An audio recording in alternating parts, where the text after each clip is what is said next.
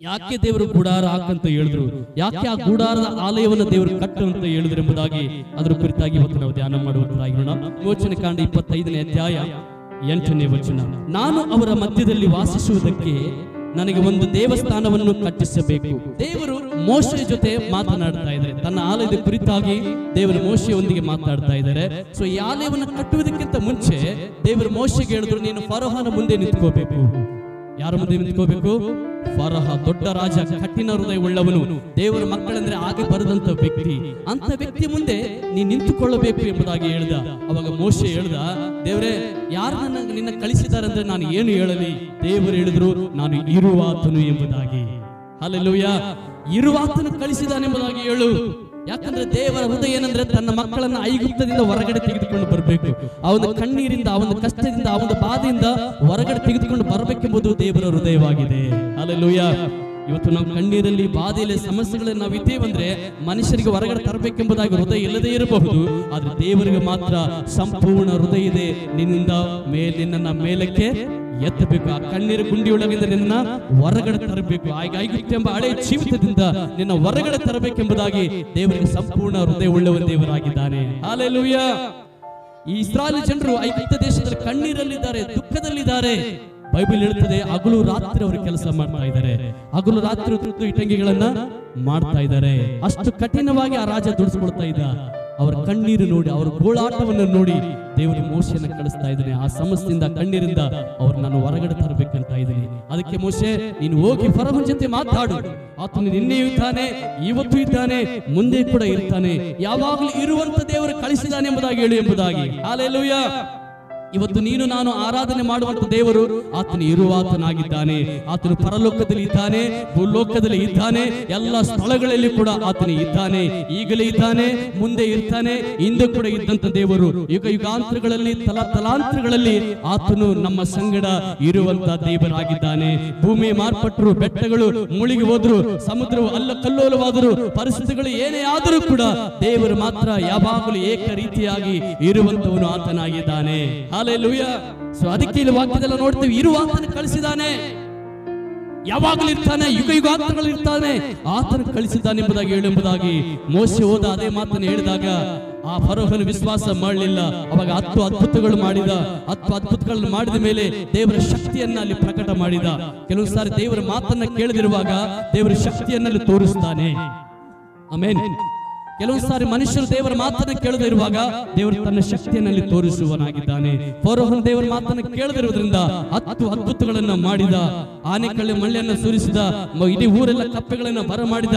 ರಕ್ತ ಸಾವಾಯ್ತು, ಇಲ್ಲಿ ಚೊಚ್ಚಲ ಮಕ್ಕಳೆಲ್ಲ ಸತ್ತು ಹೋದರು. ಅನೇಕ ಅದ್ಭುತ ಕಾರ್ಯಗಳನ್ನು ತೋರಿಸಿ ತನ್ನ ಶಕ್ತಿಯನ್ನ ಪ್ರದರ್ಶನ ಮಾಡಿ ದೇವರು ಯಾರಂತೇಳಿ ಫರೋಹನಿಗೆ ತೋರಿಸಿದ. ಅವಾಗ ಫರೋಹನು ಹೋಗಿರಿ ಎಂಬುದಾಗಿ ಕಳಿಸಿದ ಇಸ್ರಾಯೇಲರನ್ನ. ಇಸ್ರಾಯೇಲರು ಹೊರಗಡೆ ಬಂದರು. ಬಂದ ಮೇಲೆ ಸುಮಾರು 6 ಲಕ್ಷಕ್ಕಿಂತ ಹೆಚ್ಚಿನ ಜನರು. ಬರೀ ಗಂಡು ಮಕ್ಕಳ ಸಂಖ್ಯೆ ಮಾತ್ರ, ಹೆಣ್ಮಕ್ಕಳು ಮಕ್ಕಳ ಸಂಖ್ಯೆ ನೋಡಿದ್ರೆ ಸುಮಾರಷ್ಟು ಸಂಖ್ಯೆ ಆಗುತ್ತೆ. ಅವರೆಲ್ಲರೂ ಹೊರಗಡೆ ಬಂದ ಮೇಲೆ ಅನೇಕ ಜನರಿದ್ದಾರೆ. ದೇವರನ್ನ ಆರಾಧನೆ ಮಾಡಬೇಕಾಗಿದೆ, ದೇವರನ್ನ ಕೊಂಡಾಡಬೇಕಾಗಿದೆ, ಮತ್ತು ದೇವರು ಯಾರಂತ ಅವರು ತಿಳ್ಕೋಬೇಕಾಗಿದೆ. ಇವತ್ತು ನೋಡಿ, ಅನೇಕ ಸಾರಿ ಕೆಲವು ನಮ್ಮನ್ನ ಸಮಸ್ಯೆಗಳಿಂದ, ಕಷ್ಟದಿಂದ ಹೊರಗಡೆ ತಂದ ಮೇಲೆ ಯಾರು ತಂದಾರೆ ಎಂಬುದಾಗಿ ನಾವು ಮರಿತೇವೆ. ಇಸ್ರಾಯೇಲರು ಮರಿಲಾರದ ಹಾಗೆ ದೇವರು ಅವರಿಗೆ ಹೇಳಿದ್ರು, ಮೋಶೆಗೆ ಹೇಳಿದ್ರು, ಮೋಶೆ ನೀನು ಒಂದು ಗುಡಾರವನ್ನ ಹಾಕಬೇಕು, ಒಂದು ದೇವಾಲಯದ ಗುಡಾರವನ್ನ ನೀನು ಹಾಕಬೇಕು. ಯಾಕಂದ್ರೆ ನಾನು ಆ ಜನರ ಮಧ್ಯದಲ್ಲಿ ವಾಸ ಮಾಡಬೇಕು. 25ನೇ 8ನೇ ವಚನದಲ್ಲಿ ನೋಡ್ತೇವೆ, ನಾನು ಅವರ ಮಧ್ಯದಲ್ಲಿ ವಾಸಿಸುವುದಕ್ಕೆ ನನಗೆ ಒಂದು ದೇವಸ್ಥಾನ ಕಟ್ಟಿಸಬೇಕು. ಯಾಕೆ ದೇವರು ಈ ಆಲಯವನ್ನು ಹೇಳಿದ್ರು? ಯಾಕೆ ದೇವರು ಈ ಆಲಯವನ್ನು ಕಟ್ಟಂತ ಹೇಳಿದ್ರಂದ್ರೆ, ಯಾರು ಸಮಸ್ಯೆಯಿಂದ ಹೊರಗಡೆ ಬಿಡಿಸಿದ್ದಾನೆ, ಯಾರು ಅವರ ಪ್ರಾರ್ಥನೆಗೆ ಕೇಳಿದ್ದಾನೆ, ಯಾರು ಅವರ ಸಮಸ್ಯೆಯಿಂದ ಹೊರಗಡೆ ತಂದಿದ್ದಾನೆ ಎಂಬುದಾಗಿ ಜನರು ಮರಿಬಾರದು. ಆಮೆನ್. ಇವತ್ತು ದೇವರ ಆಲಯ ಯಾಕೆ? ನಾವು ಪ್ರತಿ ಭಾನುವಾರ ಬಂದು ದೇವರನ್ನ ಆರಾಧನೆ ಮಾಡೋದು ಯಾಕೆ? ಪ್ರತಿ ಭಾನುವಾರ ಬಂದು ದೇವರನ್ನ ಸ್ತುತಿಸುವುದಾಕೆ? ಪ್ರತಿ ಭಾನುವಾರ ಬಂದು ದೇವರನ್ನ ಕೊಂಡಾಡೋದು ಯಾಕೆಂದ್ರೆ ನಮ್ಮನ್ನು ಬಿಡಿಸಿದ, ಪಾಪದ ಗುಂಡಿ ಒಳಗಿಂದ ನಮ್ಮನ್ನು ಬಿಡಿಸಿ, ಕಣ್ಣೀರಿನೆಂಬ ಬಾಧೆಯಿಂದ ನಮ್ಮನ್ನು ಬಿಡಿಸಿ, ಐಗುಪ್ತೆಂಬ ಈ ಲೋಕದ ಪಾಪದ ಕಾರ್ಯಗಳಿಂದ ನಮ್ಮನ್ನು ಬಿಡಿಸಿ ನೀತಿಯಲ್ಲಿ ಕರ್ತನ ನಡೆಸಿದಕ್ಕಾಗಿ ಅದಕ್ಕೆ ನಾವು ಪ್ರತಿ ಭಾನುವಾರ ಬಂದು ದೇವರನ್ನ ಆರಾಧನೆ ಮಾಡುತ್ತೇವೆ. ಹಲ್ಲೆಲೂಯಾ. ಈ ಸಿಸ್ಟಮ್ ಅನ್ನ ದೇವರೇ ಪ್ರಾರಂಭ ಮಾಡಿದ್ರು. ಅದಕ್ಕೆ ಇಸ್ರಾಯೇಲ್ ಜನರ ಹೊರಗಡೆ ತಂದ ಮೇಲೆ ದೇವರನ್ನು ಯಾರಂತೇಳಿ ಮರಿತಾರೆ. ಅದಕ್ಕೆ ನಾನು ಇವರಲ್ಲಿ ಇದ್ದೇನೆ, ಇವರ ಜೊತೆ ನಾನಿದ್ದೇನೆ, ಇವರ ಮಧ್ಯದಲ್ಲಿ ನಾನಿದ್ದೇನೆ ಎಂಬುದಾಗಿ ದೇವರು ತೋರಿಸುವುದಕ್ಕಾಗಿ ಗುಡಾರವನ್ನ ಹಾಕು ಮೋಶೆ ಎಂಬುದಾಗಿ ಹೇಳುವಾಗ ದೇವರು ಹೇಳಿದ ಹಾಗೇನೆ ಮೋಶೆ ಗುಡಾರವನ್ನ ಹಾಕಿದನು. ವಿಮೋಚನೆ ಕಾಂಡ 29:45 ವಚನದಲ್ಲಿ, ನಾನು ಇಸ್ರಾಯೇಲಲ್ಲಿ ವಾಸಿಸುವುದಕ್ಕೆ ಐಗುಪ್ತದಿಂದ ಅವರನ್ನು ಬರಮಾಡಿ ಅವರು ನಾನೇ ದೇವರೆಂದು ತಿಳಿಯಪಡಿಸಿ ಅವರಿಗೆ ನಾನು ದೇವರಾಗಿರುವೆನೆಂಬುದಾಗಿ, ನಾನು ನನ್ನ ಮಕ್ಕಳಾಗಿರುವ ನಾನು ಆರಿಸಿಕೊಂಡಂತ ನಾನು ಬಿಡಿಸಿದಂತ ಇಸ್ರಾಯೇಲರ ಜನರ ಮಧ್ಯದಲ್ಲಿ ವಾಸವಾಗಿರಬೇಕು. ಗಮನಿಸಿ, ಮೊದಲನೇ ಮಾತು ದೇವರು ಹೇಳ್ತಾ ಇದ್ರೆ ವಾಸವಾಗಿರಬೇಕು. ಹೇಳಿ ಒಂದ್ಸಾರಿ, ಹೇಳಿ ನನ್ನ ಜೊತೆ, ವಾಸವಾಗಿರಬೇಕು. ವಾಸವಾಗಿರೋದಂದ್ರೆ ಅರ್ಥ ಏನು? ಅವರಲ್ಲೇ ನಾನಿರಬೇಕು. ಸಕಲವನ್ನು ಸೃಷ್ಟಿ ಮಾಡಿದ ದೇವರು, ಭೂಪರಲೋಕಗಳ ಒಡೆಯನಾಗಿರುವ ಆತನು ಅವರ ಒಳಗಡೆ ನಾನಿರಬೇಕು. ನೋಡಿ, ಮನುಷ್ಯನೊಟ್ಟಿಗೆ ದೇವರು ಸ್ನೇಹ ಮಾಡ್ತಾ ಇದ್ದಾನೆ, ಮನುಷ್ಯನೊಟ್ಟಿಗೆ ದೇವರು ಸಂಬಂಧವನ್ನ ಬೆಳೆಸುತ್ತಾ ಇದ್ದಾನೆ. ನೋಡಿ, ದೇವರ ಸ್ಥಾನ ಎಲ್ಲಿ, ಮನುಷ್ಯನ ಸ್ಥಾನ ಎಲ್ಲಿ? ಸೊ ದೇವರು ಮನುಷ್ಯನಿಗಿಂತ ಸಾವಿರಷ್ಟು ಶ್ರೇಷ್ಠನು, ಆದರೆ ಮನುಷ್ಯನೊಟ್ಟಿಗೆ ಸ್ನೇಹವನ್ನ ಮಾಡ್ತಾ ಇದ್ದಾನೆ. ಕಾರಣ ಒಂದೇ ಒಂದು, ಆತನು ಪ್ರತಿ ಮನುಷ್ಯರನ್ನ ಪ್ರೀತಿಸುವ ದೇವರಾಗಿದ್ದಾನೆ. ಯೋಹಾನ 3:16 ನೋಡ್ತೀವಿ, ದೇವರು ಲೋಕದ ಮೇಲೆ ಎಷ್ಟೋ ಪ್ರೀತಿಯನ್ನು ಇಟ್ಟು ತನ್ನ ಒಬ್ಬನೇ ಮಗನನ್ನ ಕಳಿಸಿಕೊಟ್ಟು, ದೇವರು ಮನುಷ್ಯನ ಪ್ರೀತಿ ಮಾಡೋದ್ರಿಂದಲೇ ದೇವರು ಮನುಷ್ಯನಲ್ಲಿ ವಾಸ ಮಾಡಲಿಕ್ಕೆ ಬಂದನು. ಪರಲೋಕದಲ್ಲಿರುವಂತಹ ದೇವರು ಮನುಷ್ಯನಲ್ಲಿ ವಾಸ ಮಾಡಲಿಕ್ಕೆ ಬಂದ ಕಾರಣ ಮನುಷ್ಯನನ್ನ ದೇವರು ಏನ್ ಮಾಡ್ತಾನೆ? ಪ್ರೀತಿ ಮಾಡ್ತಾನೆ. ಕೆಲವರೆಲ್ಲ ಹೇಳ್ತಾರೆ, ಯಾರು ನನ್ನ ಇಷ್ಟಪಡಲ್ಲ ರೀ, ಯಾರು ನನ್ನ ಜೊತೆ ಮಾತಾಡಲ್ಲ, ಯಾರು ನನಗೆ ಮನೆಗೆ ಬರಲ್ಲ, ಯಾರು ನನ್ನ ಜೊತೆ ಮಾತಾಡಲ್ಲ, ಯಾರು ಕೂಡ ನನ್ನ ಜೊತೆ ಸ್ನೇಹ ಮಾಡಲ್ಲ ಎಂಬುದಾಗಿ ನಾವು ಅಂದ್ಕೊಳ್ತೇವೆ. ಆದ್ರೆ ನಿನ್ನ ಜೊತೆ ಸ್ನೇಹ ಮಾಡುವವನು, ನಿನ್ನ ಬಳಿಗೆ ಬರುವವನು, ನೀನಿರುವ ಜಾಗಕ್ಕೆ ಬರುವವನು, ನೀನಿರುವ ಮನೆಗೆ ಬರುವವನು ಒಬ್ಬ ಆತನು ಇದ್ದಾನೆ. ಹಲ್ಲೆಲೂಯಾ. ಆತ ನಿನ್ನ ಅಡವಿಯಲ್ಲಿದ್ರು ಬರ್ತಾನೆ, ನಿನ್ನ ಮನೆಯಲ್ಲಿದ್ರು ಬರ್ತಾನೆ, ಯಾವುದೇ ಸ್ಥಳದಲ್ಲಿ ನಿಂತಿದ್ರು ಕೂಡ ಆತನು ಬರುವವನಾಗಿದ್ದಾನೆ. ಇಸ್ರಾಯೇಲರು ಐಗುಪ್ತದ ಹೊರಗಡೆ ಬಂದು ಅಡವಿಯಲ್ಲಿ ಅವರಿದ್ದಾರೆ. ಅವಾಗ ಆ ಒಂದು ಗುಡಾರವನ್ನು ಹಾಕುವಾಗ ದೇವರು ಅವರ ಮಧ್ಯದಲ್ಲಿ ಇಳಿದು ಬರಲಿಕ್ಕೆ ಪ್ರಾರಂಭ ಮಾಡಿದ ಎಂಬುದಾಗಿ ನೋಡುತ್ತೇವೆ. ನಾನು ಅವರ ಮಧ್ಯದಲ್ಲಿ ವಾಸವಾಗಿದ್ದು ಅವರಿಗೆ ದೇವರಾಗಿರ್ತೇನೆ. ಯಾಕಂದ್ರೆ ನಾನೇ ಅವರನ್ನು ಕಷ್ಟದಿಂದ ಬಿಡಿಸಿದ್ದು. ಯಾರು ಬಿಡಿಸಿದವರನ್ನು? ಐಗುಪ್ತದಿಂದ ಬಿಡಿಸಿದ ಯಾರು? ದೇವರು. ಇರುವಾತನು, ಎಲ್ಲ ಕಾಲದಲ್ಲಿ ಇರುವಾತನು, ಯುಗ ಯುಗಾಂತರಗಳು ಇರುವಾತನು. ನಾನು ಅವರನ್ನು ಬಿಡಿಸಿದ್ದೇನೆ. ಬಿಡಿಸಿದ ಮಾತ್ರವಷ್ಟೇ ಅಲ್ಲ, ಅವರಿಗೆ ನಾನು ದೇವರಾಗಿರ್ತೇನೆ. ಆಮೆನ್. ಯಾರು ಇಸ್ರಾಯೇಲರು? ದೇವರ ಮಕ್ಕಳು. ಇಸ್ರಾಯೇಲರು ಯಾರು? ದೇವರಿಂದ ಕರೆಸಲ್ಪಟ್ಟವರು. ಇಸ್ರಾಯೇಲನ್ನು ದೇವರು ಆರಿಸಿಕೊಂಡರು. ಇವತ್ತು ನೀನು ನಾನು ಯಾರಾಗಿದ್ದೇವೆ ಅಂದ್ರೆ ದೇವರು ನಮ್ಮನ್ನು ಆರಿಸಿಕೊಂಡಂತ ಮಕ್ಕಳು ನಾವಾಗಿದ್ದೇವೆ. ಹಲ್ಲೆಲೂಯಾ. ಯಾವ ಸ್ಥಳದಿಂದ ನಮ್ಮನ್ನು ಆರಿಸಿಕೊಂಡಿದ್ದಾನೆ? ಇಸ್ರಾಯೇಲನ್ನ ಎಲ್ಲಿಂದ ಆರಿಸಿಕೊಂಡ್ರು? ಐಗುಪ್ತದಿಂದ. ಹೌದಲ್ವಾ? ಐಗುಪ್ತದಿಂದ ಅವರನ್ನ ಕರೆದರು. ಇವತ್ತು ಈ ಲೋಕ ಐಗುಪ್ತ. ನಮಗೆ ಏನಾಗಿದೆ? ಈ ಲೋಕ ಐಗುಪ್ತ. ಬಂಧನೆ, ಕಣ್ಣೀರು, ಪಾಪ, ನಿರಾಶೆ, ಈ ಲೋಕದಿಂದ ನಮ್ಮನ್ನ ದೇವರು ಆರಿಸಿಕೊಂಡು ನಮ್ಮನ್ನು ಬಿಡುಗಡೆ ಮಾಡಿ ನೀತಿಯಲ್ಲಿ ದೇವರು ನಮ್ಮನ್ನ ನಡೆಸಿದ್ದಾನೆಂಬುದಾಗಿ ನಾವು ನೋಡುವಂತರಾಗಿದೆ ಪ್ರೇರೆ. ಹೌದು, ದೇವರು ನಮ್ಮನ್ನು ಆರಿಸಿಕೊಂಡಿದ್ದಾನೆ. ಈ ಲೋಕದ ಬಂಧನೊಳಗಿಂದ ನಮ್ಮನ್ನು ಆರಿಸಿಕೊಂಡ ನಂತರ ಈ ವಾಕ್ಯದ ಭಾಗದಲ್ಲಿ ನಾವು ನೋಡ್ತೇವೆ, ಅವರಿಗೆ ನಾನು ದೇವರಾಗಿರ್ತೇನೆ. ಆಮೆನ್. ಈತನು ಯಾರಂದ್ರೆ ಸರ್ವವನ್ನ ಸೃಷ್ಟಿ ಮಾಡಿದವನು. ಭೂಮಿಯನ್ನ, ಆಕಾಶವನ್ನ, ಸೂರ್ಯ, ಚಂದ್ರ, ನಕ್ಷತ್ರ, ಪ್ರಾಣಿ, ಪಕ್ಷಿ, ಕ್ರಿಮಿ, ಕೀಟಗಳನ್ನ ಸಮಸ್ತವನ್ನ ಸೃಷ್ಟಿ ಮಾಡಿ ಎಲ್ಲಾ ಕಾಲದಲ್ಲಿ ಎಲ್ಲಾ ಯುಗದಲ್ಲಿ ಇರುವಾತನು ಅವರಿಗೆ ದೇವರಾಗಿದ್ದಾನೆ. ಆಮೆನ್.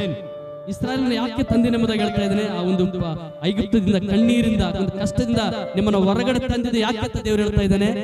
ಕಾರಣ ಏನಂದ್ರೆ ನಾನು ಯಾರಂತ ಅವ್ರು ತಿಳ್ಕೋಬೇಕು. ಯಾಕೆ ನಿಮ್ಮನ್ನ ಕಷ್ಟದಿಂದ, ಕಣ್ಣೀರಿಂದ ಹೊರಗಡೆ ತಂದಿದ್ದೀನಿ ಅಂದ್ರೆ ನಾನು ಯಾರಂತ ತಿಳ್ಕೋಬೇಕು, ನಾನು ಎಂತವನಂತ ನೀವು ತಿಳ್ಕೋಬೇಕೆಂಬುದಾಗಿ ಅವರನ್ನ ಹೊರಗಡೆ ತಂದಿದ್ದೇನೆ ಎಂಬುದಾಗಿ. ಹಲ್ಲೆಲೂಯಾ. ಇವತ್ತು ಅನೇಕರು ನಾವು ಸಾಕ್ಷಿ ಕೊಡ್ತೇವೆ. ನಾನು ಪ್ರಾರ್ಥನೆ ಮಾಡಿದ್ರೆ ನನಗೆ ಗುಣ ಆಯ್ತು, ನನ್ನ ಮಕ್ಕಳಿಗೆ ಆರಾಮಿಲ್ಲ, ಗುಣ ಆಯ್ತು, ನಾನು ಬಂಧನದಲ್ಲಿದ್ದೆ, ನನಗೆ ಗುಣ ಆಯ್ತು, ನನಗೆಲ್ಲ ಒಳ್ಳೆ ದೇವರು ಮಾಡಿದ್ದಾರೆ, ನನಗೆಲ್ಲ ದೇವರು ಒಳ್ಳೆದು ಸಾಕ್ಷಿಯಾಗಿ ಒಳ್ಳೆದು ಮಾಡಿದ್ದಾನೆ ಎಂಬುದಾಗಿ ಅನೇಕರು ನಾವು ಸಾಕ್ಷಿ ಹೇಳ್ತೇವೆ ಪ್ರತಿ ಭಾನುವಾರ. ಕಾರಣ ಏನು ಗೊತ್ತಾ? ಉದ್ದೇಶ ಏನು ಗೊತ್ತಾ? ದೇವರು ಯಾರಂತ ತಿಳ್ಕೋದಕ್ಕೋಸ್ಕರ ದೇವರು ನಮ್ಗೆ ಅದ್ಭುತ ಮಾಡಿದ್ದಾನೆ. ಆಮೆನ್. ದೇವರು ಯಾರಂತ ತಿಳ್ಕೋಬೇಕು, ಆತನ ಪ್ರೀತಿ ಏನು, ಆತನ ಎಂತವನಂತ ತಿಳ್ಕೊಳ್ಳೋದಕ್ಕೋಸ್ಕರ ದೇವರು ನಮ್ಮ ಜೀವನದಲ್ಲಿ ಅದ್ಭುತ ಮಾಡಿದ್ದಾನೆ. ಈ ಕಡೆ ಐಗುಪ್ತ ದೇಶದಿಂದ ವರ ತಂದು ತಮ್ಮ ದೇವರಾದ ಯೆಹೋವನ ನಾನೇ ಎಂದು ಅವರು ತಿಳ್ಕೊಳ್ತಾರೆ. ಗಮನಿಸಿ, ಅಲ್ಲಿವರೆಗೂ ಅವ್ರು ತಿಳ್ಕೊಂಡಿಲ್ಲ, ಅಲ್ಲಿವರೆಗೂ ಅವ್ರು ತಿಳ್ಕೊಂಡಿಲ್ಲ. ಹೌದಲ್ವಾ? ಕೆಲವೊಂದು ಸಾರಿ ದೇವ್ರನ್ನ ಆರಾಧನೆ ಮಾಡ್ತೇವೆ, ಸಭೆಗೆ ಬರ್ತೇವೆ, ಪ್ರಾರ್ಥಿಸ್ತೇವೆ, ಆರಾಧನೆ ಮಾಡ್ತೇವೆ, ದೇವರು ಯಾರಂತ ಇನ್ನೂ ನಾವು ತಿಳ್ಕೊಂಡಿರಲ್ಲ. ಅದಲ್ವಾ? ಕೆಲವೊಂದು ಸಲ ಅಂದ್ಕೊಳ್ತೀವಿ ಎಲ್ಲ ದೇವರಲ್ಲಿ ಒಬ್ಬನು. ಎಲ್ಲ ದೇವರಲ್ಲಿ ಒಬ್ಬನು ಸರಿ ಮಾಡುವಂತ ಅಲ್ಲಿವರೆಗೆ ನಾವು ತಿಳ್ಕೊಳ್ತೀವಿ. ಯಾವಾಗ ಆತನು ಯಾರಂತ ನಾವು ತಿಳ್ಕೊಳ್ತೀವೋ ಅವಾಗ ಭದ್ರವಾಗಿ ಆತನನ್ನು ಹಿಡಿದುಕೊಳ್ಳುವರಾಗಿದ್ದೇವೆ. ನೀನು ಆತನಿಗೆ ಬೇಕು, ನೀನು ಆತನಿಗೆ ಬೇಕಾಗಿರೋದ್ರಿಂದಲೇ ನಿನ್ನ ಪ್ರಾರ್ಥನೆಗೆ ದೇವರು ಉತ್ತರ ಕೊಟ್ಟು, ನಿನ್ನ ಸಮಸ್ಯೆಗೆ ದೇವರು ಉತ್ತರ ಕೊಟ್ಟು, ನೀನು ಯಾವ ಸ್ಥಿತಿಯಲ್ಲಿದ್ದು ಅದರಿಂದ ದೇವರು ಉತ್ತರ ಕೊಟ್ಟು ನಿನ್ನ ಹೊರಗಡೆ ತಂದು ಆತನು ಯಾರಂತ ತಿಳ್ಕೊಂಡು ನಿನ್ನ ಒಳಗಡೆ ವಾಸ ಮಾಡೋದಕ್ಕಾಗಿ ದೇವರಿಗೆ ಅದ್ಭುತ ಮಾಡಿದ್ದಾನೆ. ಹಲ್ಲೆಲೂಯಾ. ಸುಮ್ಮನೆ ಆತನ ಅದ್ಭುತ ಮಾಡಿಲ್ಲ ರೀ. ಬೈಬಲ್ ಹೇಳ್ತದೆ, ನಾನು ಯಾರಂತ ಅವ್ರು ತಿಳ್ಕೊಳ್ಬೇಕು.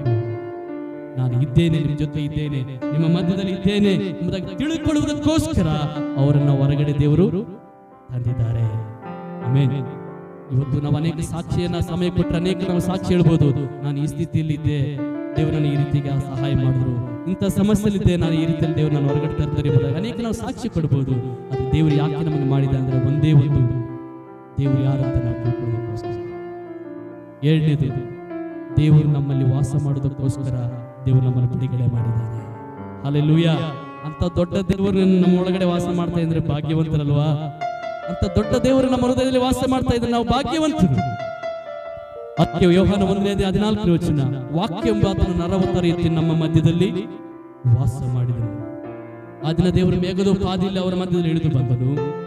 ಇವತ್ತು ನಮ್ಮ ರಕ್ಷಕನಾಗಿರುವಂತಹ ಯೇಸು ಕ್ರಿಸ್ತನು ಶರೀರಧಾರಿಯಾಗಿ, ವಾಕ್ಯ ಹೇಳ್ತದೆ, ಮನುಷ್ಯನ ಅವತಾರ ಎತ್ತಿ ನಮ್ಮ ಮಧ್ಯದಲ್ಲಿ ಬಂದ. ಇಸ್ರಾಯೇಲ್ ಮಧ್ಯದಲ್ಲಿ ಮೇಘದೋಪಾದಿಯಲ್ಲಿ ದೇವರು ಬಂದರು. ಹೊಸ ಒಡಂಬಡಿಕೆಯನ್ನು ನೋಡುವಾಗ ಮನುಷ್ಯನ ಅವತಾರನೇ ಎತ್ತಿ ದೇವರು ನಮ್ಮ ಮಧ್ಯದಲ್ಲಿ ಬಂದನು. ಪ್ರಕಟಣೆ 21:3 ಈಗ ದೇವರ ನಿವಾಸವು ಮನುಷ್ಯರಲ್ಲಿ ಇದೆ. ದೇವರ ಸ್ಥಾನ ಎಲ್ಲಿದೆ ಅಂತೆ ಗಮನಿಸಿ. ಈಗ ದೇವರ ಸ್ಥಾನ ಎಲ್ಲಿದೆ ಅಂತೆ? ದೇವರ ನಿವಾಸ, ದೇವರ ಮಂದಿರ, ದೇವರ ಗುಡಿ, ದೇವರ ಆಲಯ ಎಲ್ಲಿದೆ? ಮನುಷ್ಯರೊಳಗಡೆ ಇದೆ. Hallelujah, hallelujah. ಮನುಷ್ಯರ ಒಳಗಡೆ ದೇವರ ಆಲಯ ಇದೆ. ಆ ದಿನ ಮೇಘದೋಪಾದಿಯ ಆಲಯದ ಮೇಲೆ ಇಳಿದು ಬಂದನು. ಹೊಸ ಒಡಂಬಡಿಕೆ ಬರುವಾಗ ಶಾರೀರವಾಗಿ ಮನುಷ್ಯನಾಗಿ ಇಳಿದು ಬಂದನು. ಈಗ ಎಲ್ಲಿದ್ದಾರೆ ದೇವರು? ಮನುಷ್ಯನ ಒಳಗಡೆ. ಮನುಷ್ಯನ ಹೃದಯವೇ ದೇವರ ಆಲಯ. ಮನುಷ್ಯರ ಹೃದಯವೇ ವಾಸ ಮಾಡುವಂತ ಸ್ಥಳ. ಅವ್ರನ್ನ ಬಿಡಿಸಿದ ಯಾರು? ಐಗುಪ್ತದಿಂದ ಬಿಡಿಸಿದ ಯಾರು? ದೇವರು. ಬಂದ ಮೇಲೆ ಅವರ ಒಳಗಡೆ ಬಂದಿದ್ದು ಯಾರು? ದೇವರು. ಅವರ ನಡೆಸಿದ ಯಾರು? ದೇವರು. ಇವತ್ತು ನಮ್ಮನ್ನು ಬಿಡಿಸಿದ ದೇವರೇ, ನಮ್ಮೊಳಗಡೆ ವಾಸ ಮಾಡುವವನು ದೇವರೇ, ನಮ್ಮನ್ನು ನಡೆಸುವನು ಕೂಡ ದೇವರಾಗಿದ್ದಾನೆ. ಈ ದೇವರ ಆಲಯ, ಈ ದೇವರ ಸನ್ನಿಧಾನ ಯಾಕೆಂದ್ರೆ ದೇವರು ಇದ್ದಾನೆ ಎಂಬುದಾಗಿ ತೋರಿಸುವುದಕ್ಕಾಗಿ. ಆಮೆನ್. ದೇವರ ಆಲಯ ನಾವೇ. ದೇವರ ವಾಕ್ಯ ಸ್ಪಷ್ಟವಾಗಿರ್ತದೆ, ನೀವೇ ದೇವರ ಆಲಯ. ದೇವರು ನಮ್ಮೊಳಗಡೆ ಇದ್ದಾನೆ ಎಂಬುದಾಗಿ ತೋರಿಸುವುದಕ್ಕಾಗಿ ಎಲ್ಲರೂ ಕೂಡಿ ಬಂದು ಆರಾಧಿಸುವಂತ ಸ್ಥಳ ಇದೆ ಆಗಿದೆ. ಆಮೆನ್. ಅದಕ್ಕೆ ದೇವರು ಗುಡಾರ ಅಂತ ಹೇಳ್ದ. ಅದಕ್ಕೆ ದೇವರ ಆಲಯವನ್ನ ಕಟ್ಟಿದರು. ಅದಕ್ಕೆ ದೇವರ ಆಲಯ ಪ್ರಾರಂಭವಾಗ್ತಾ ಬರ್ತಾ ಇದೆ. ಇವತ್ತೀಗ ನಾವು ನೋಡ್ತೇವೆ ಪ್ರಪಂಚದ ಅನೇಕ ದೇವರ ಆಲಯಗಳಿದೆ. ಕಾರಣ ಏನಂದ್ರೆ ದೇವರು ತಾನು ಯಾರಾಗಿ ಇದ್ದಾನೆ ಎಂಬುದಾಗಿ ಪ್ರಕಟ ಮಾಡಿಕೊಳ್ಳುವುದಕ್ಕಾಗಿ. ಆಮೆನ್. ನಮ್ಮ ಒಳಗಡೆ ವಾಸ ಮಾಡ್ತಾನೆ. ಅದನ್ನ ನಾವು ಸಭೆಯಾಗಿ ಕೂಡಿ ಬರುವಾಗ ದೇವರು ಯಾರು ಎಂಬುದಾಗಿ ನಮ್ಮ ಒಳಗಡೆ ಪ್ರಕಟ ಮಾಡುವನಾಗಿದ್ದಾನೆ. ಆ ಕಣ್ಣೀರು ಕಷ್ಟದಿಂದ ಯಾಕೆ ಬಿಡುಗಡೆ ಮಾಡಿದ್ರು? ದೇವರ ಶಕ್ತಿಯನ್ನ, ದೇವರ ಪ್ರದರ್ಶನ ತೋರಿಸಿ ಯಾಕೆ ಬಿಡುಗಡೆ ಮಾಡಿದ್ರು? ಒಂದೇ ಒಂದು ಉದ್ದೇಶ, ನಾನು ಯಾರಂತ ತಿಳ್ಕೊಳ್ಬೇಕು. ಇರುವಾತನು ಈಗಲೂ ಇರ್ತೇನೆ, ಮುಂದೆ ಕೂಡ ಇರ್ತೇನೆ, ಹಿಂದೆ ಕೂಡ ನಾನು ಇದ್ದೇನೆ, ಯುಗ ಯುಗಾಂತರಗಳಲ್ಲಿ ಇರ್ತೇನೆ. ನನಗೆ ಸಾವಿಲ್ಲ, ಮರಣ ಇಲ್ಲ, ಜನ್ಮದ ಆರಂಭವಿಲ್ಲ, ಆಯುಷ್ಯದ ಅಂತ್ಯ ಇಲ್ಲದವನು ನಾನು ಯಾರಂತ ಅವರು ತಿಳುಕೊಂಡು ನನ್ನನ್ನು ಆರಾಧಿಸಬೇಕೆಂಬುದಾಗಿ. ಆಮೆನ್. ಇವತ್ತು ಅನೇಕ ಸ್ಥಳಗಳಲ್ಲಿ ನಾವು ನೋಡ್ತೇವೆ, ಇವತ್ತು ಬಹಳ ಜನ ಕನ್ಫ್ಯೂಷನ್ ಅಲ್ಲಿ ಇದ್ದಾರೆ. ಇಡೀ ಲೋಕ ಎಲ್ಲ ಬಹಳ ಕನ್ಫ್ಯೂಷನ್ ಇದೆ. ಯಾವುದು ಸತ್ಯ, ಯಾವುದು ಸತ್ಯ ಇಲ್ಲ, ಯಾವುದು ಶಾಶ್ವತ, ಯಾವುದು ಅಶಾಶ್ವತ ಎಂಬುದಾಗಿ. ಆದ್ರೆ ದೇವರ ವಾಕ್ಯ ಸ್ಪಷ್ಟವಾಗಿ ಹೇಳುತ್ತದೆ, ನಾನು ಇರುವಾತನು. ನಾನು ತಿಳ್ಕೊಳ್ಳೋದಕ್ಕೋಸ್ಕರ ನಿಮ್ಮನ್ನ ಬಿಡುಗಡೆ ಮಾಡಿದ್ದೇನೆ. ನಿಮ್ಮನ್ನು ಬಿಡುಗಡೆ ಮಾಡಿದ ಉದ್ದೇಶ, ನಾನು ನಿಮ್ಮ ಒಳಗಡೆ ವಾಸ ಮಾಡಬೇಕು. ಆಮೆನ್. ಹಲ್ಲೆಲೂಯಾ. ದೇವರು ನಮ್ಮ ಒಳಗಡೆ ವಾಸ ಮಾಡುವನಾಗಿದ್ದಾನೆ. ಅದಕ್ಕಾಗಿ ದೇವರು ನಮ್ಮನ್ನ ಹೊರಗಡೆ ತಂದಿದ್ದಾನೆ. ಅದಕ್ಕಾಗಿ ನಮ್ಮ ಸಮಸ್ಯೆಗೆ ದೇವರು ಉತ್ತರ ಕೊಟ್ಟಿದ್ದಾನೆ. ಅದಕ್ಕಾಗಿ ದೇವರು ನಮ್ಮ ಪ್ರಾರ್ಥನೆಗೆ ಉತ್ತರ ಕೊಟ್ಟಿದ್ದಾನೆ. ಇವತ್ತು ದೇವರು ನಮ್ಮ ಸಮಸ್ಯೆಗಳಿಂದ ನಮಗೆ ಹೊರಗಡೆ ತಂದಿದ್ದಾನೆ. ಎಷ್ಟು ಜನ ವಿಶ್ವಾಸ ಮಾಡಿ ದೇವರಿಗೆ ಕೈ ತೋರಿಸ್ತಾ, ಹೌದು ದೇವರೇ, ನೀನು ನನ್ನ ಸಮಸ್ಯೆಯಿಂದ ಹೊರಗಡೆ ತಂದಿದೀಯಪ್ಪ. ನಿಮ್ಮ ಬಲಗನೆ ಮೇಲೆತ್ತಿ ದೇವರಿಗೆ ಹೇಳ್ಬೋದಾ, ದೇವರೇ ನೀನು ನನ್ನ ಸಮಸ್ಯೆಯಿಂದ ಹೊರಗಡೆ ತಂದಿದ್ದೀಯ. Hallelujah, hallelujah, hallelujah.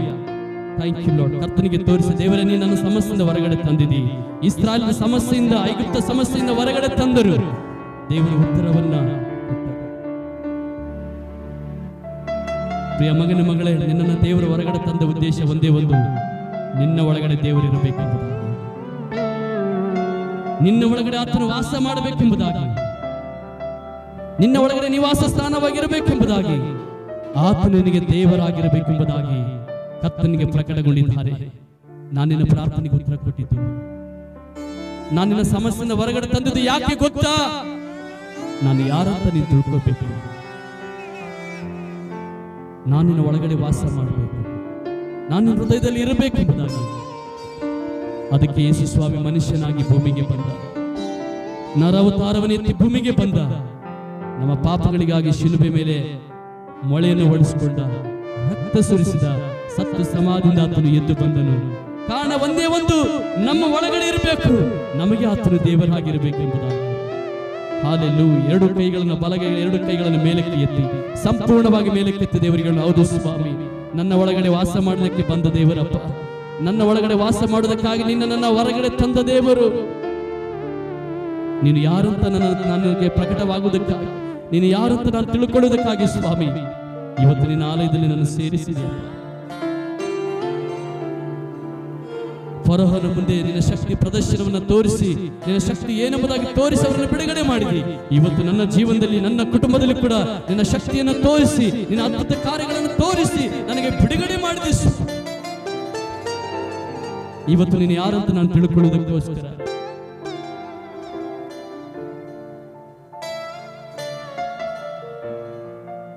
ನಿನ್ನನ್ನು ಪ್ರೀತಿಸುವ ದೇವರಪ್ಪ, ಅಂತ ದೊಡ್ಡ ದೇವರು ನೀನು ನನ್ನ ಹೃದಯದಲ್ಲಿ ವಾಸ ಮಾಡುವುದಕ್ಕೆ ಬಂದಿದ್ದೀ ಸ್ವಾಮಿ. Lord, thank you.